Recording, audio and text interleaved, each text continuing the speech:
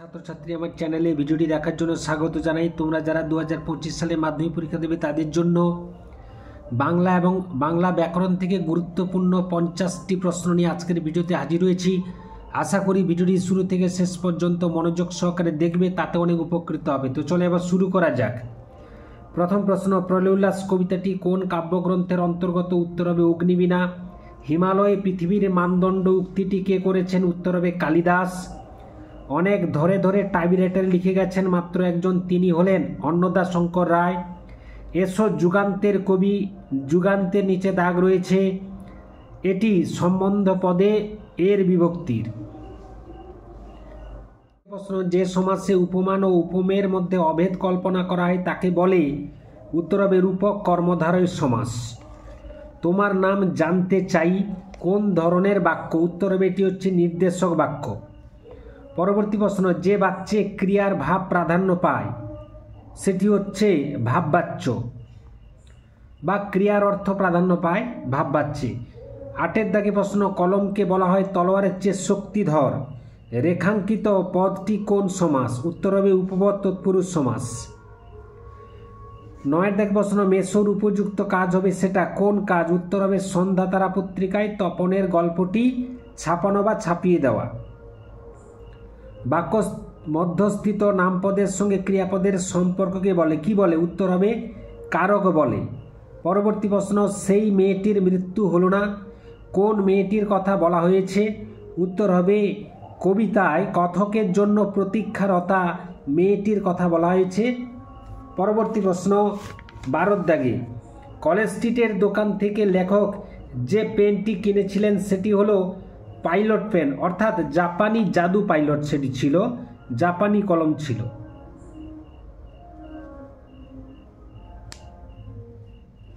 পরবর্তী প্রশ্ন 13 দাগে, নদের চাঁদকে পিছিয়া দিয়া চলিয়া গেল কত নম্বর প্যাসেঞ্জার ট্রেন? উত্তর হবে 7 নম্বর ডাউন প্যাসেঞ্জার ট্রেন। মাভৈ শব্দটির অর্থ কি? উত্তর হবে মাভৈ শব্দটির অর্থ হচ্ছে ভয় করো না। অনুসর্গের অপর নাম কি? উত্তর হবে পরসর্গ বা কর্মপ্রবচনীয় বা সম্বন্ধীয়। 16 দাগে প্রশ্ন, হাট বসেছে শুক্রবারে কোন বাচ্চের দৃষ্টান্ত? উত্তর হবে এটি কর্মকর্তৃ বাচ্চের দৃষ্টান্ত। 17 দাগে প্রশ্ন, এলো ওরা লোহার হাতকড়ি নিয়ে বাক্যটি কোন শ্রেণীর বাক্য? উত্তর হবে সরল বাক্য।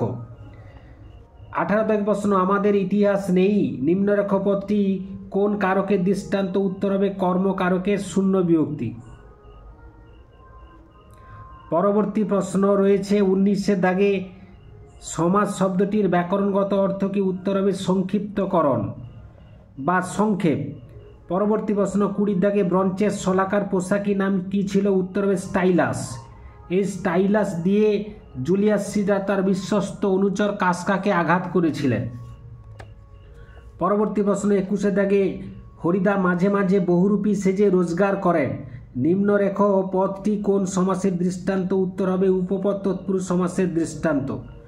রাজা রাজায় যুদ্ধ হয় এই বাক্যের কর্তা হলো বেতিহার কর্তা। গাড়ি চলে কোন জাতীয় বাচ্য? উত্তর হবে কর্মকর্তৃ বাচ্য। 24 দাগে প্রশ্ন, পদ্মা রচিত উদ্যানের বৃক্ষগুলি কেমন ছিল? উত্তর হবে সুলক্ষণযুক্ত। এরপরে 25 দাগে প্রশ্ন, বর্ণ বা বর্ণগুচ্ছ হলো? উত্তর হবে বিভক্তি। 26 দাগে প্রশ্ন, পরপদের অর্থ প্রাধান্য পায় কোন সমাসে? উত্তর হবে তৎপুরুষ সমাসে। কর্মধারয় সমাসে পরপদের অর্থ প্রাধান্য পায়।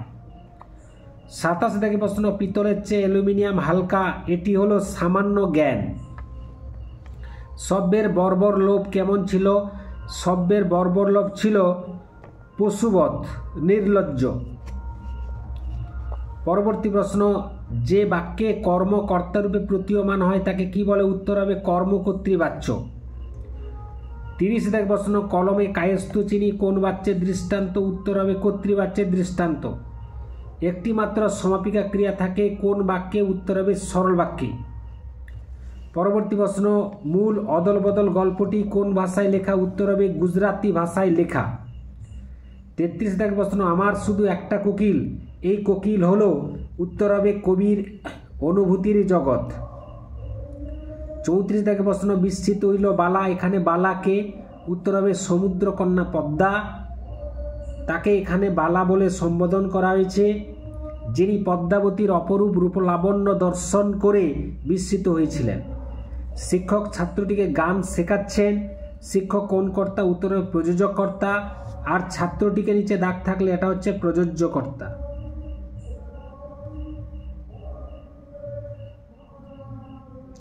পরবর্তী প্রশ্ন 36 দাগে বাইজির ছদ্মবেশে হরিদা রোজগার কত হয়েছিল? উত্তর হবে 8 টাকা 10 আনা হয়েছিল। এরপরে পরবর্তী প্রশ্ন রয়েছে 37 দাগে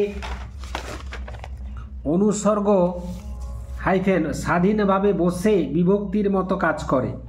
38 দাগে প্রশ্ন যে সমাসের সমস্যমান পদগুলির কোনটির অর্থ প্রাধান্য না পেয়ে নতুন অর্থ প্রকাশ করে তাকে কোন সমাস বলে? উত্তর হবে বহুব্রীহি সমাস। পরবর্তী প্রশ্ন বিভাস না কথা আমার বলের সঙ্গে বাক্য নির্মাণের কোন শর্ত এখানে পূরণ হয়নি? উত্তর হবে আসক্তি বা নৈকট্য শর্তটি পূরণ হয়নি।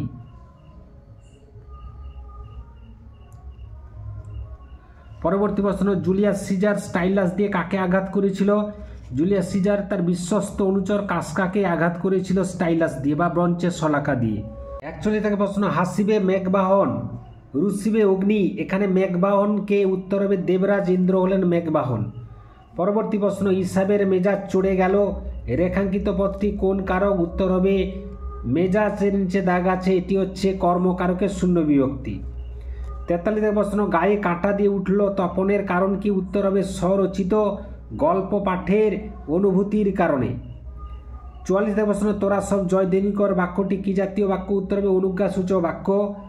তিল ত্রিফলা শিমুল ছালা, এখানে ত্রিফলা শব্দটি কোন সমাসের দৃষ্টান্ত? উত্তর হবে দ্বিগু সমাসের দৃষ্টান্ত। কোন সমাসে পূর্বপদের বিভক্তি চিহ্ন লোপ পায় না? উত্তর হবে অলব সমাসে পূর্বপদের বিভক্তি চিহ্ন লোপ পায় না। কানে কলম গুঁজে দুনিয়া খোঁজেন কে? উত্তর হবে দার্শনিক কানে কলম গুঁজে দুনিয়া খোঁজেন। পরবর্তী প্রশ্ন 48 দাগে আমরা এই সমাসবদ্ধ পদটি কোন সমাসের দৃষ্টান্ত? উত্তর হবে অ্যাক্সেস দ্বন্দ্ব সমাসের দৃষ্টান্ত। খুবই গুরুত্বপূর্ণ প্রশ্ন। 49 দাগে অল্পবিদ্যা ভয়ঙ্করী তার প্রমাণ লেখক যেভাবে পেয়েছেন তা হলো? উত্তর হবে ওজন জ্ঞা স্বাস্থ্যকর। পরবর্তী প্রশ্ন খুরের দাপট তারায় লেগে উল্কা ছোটায় কোথায়? উত্তর হবে নীল খিলানে। এই ছিল আজকের ভিডিও। আশা করি ভিডিওটি ভালো লেগেছে। লাগলে অবশ্যই একটা লাইক করে দাও, শেয়ার করে দাও। চ্যানেলে নতুন হয়ে থাকলে চ্যানেলটি অবশ্যই সাবস্ক্রাইব করে চ্যানেলের পাশে থাকো। ভিডিওটি এতক্ষণ ধরে দেখার জন্য ধন্যবাদ রইল। নেক্সট ভিডিও তোমাদের সঙ্গে দেখা হচ্ছে।